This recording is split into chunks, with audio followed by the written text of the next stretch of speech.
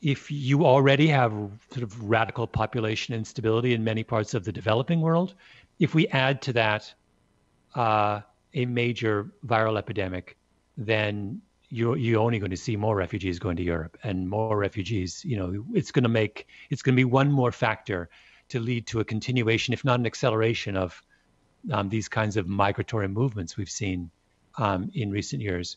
The I wouldn't say that it necessarily accentuates conflict so much as it changes conflict. It just changes the terms. It changes the kinds of people who come into conflict and the things that they're arguing about. If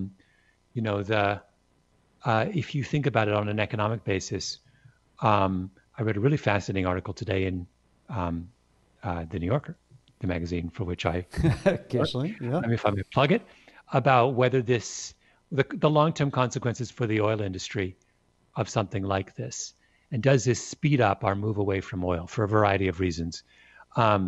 That's, if oil goes away as a kind of central player in world politics and the world's economy, that's hugely destabilizing, creates a whole new class of winners and losers.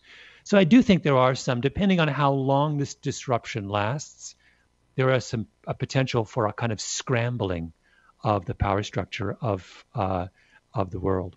The estimates of the economic cost of the shutdown through 3 weeks in North America and Europe, or a month, they're just mind-blowing. I mean, they're almost too large to make sense of.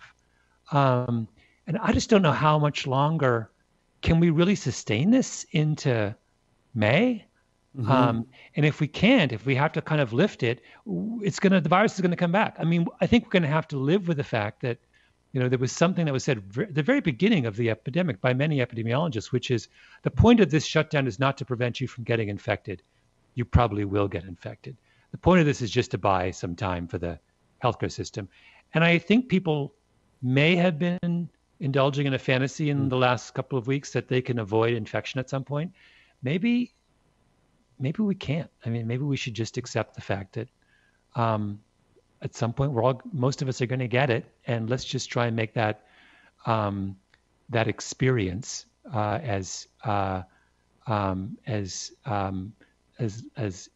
manageable as possible. Yeah, and again, I think important to note that what we're doing now in terms of isolation and social distancing is critical to try to bend that curve. So while the total infection rate at the end may be quite high, it may hit that 50 to 70% that experts said, we want to get there with a fully functioning healthcare system that can deal with the critically ill, not only from COVID-19, but the critically ill generally in our population who require that kind of intensive care. Yeah, I think that's right.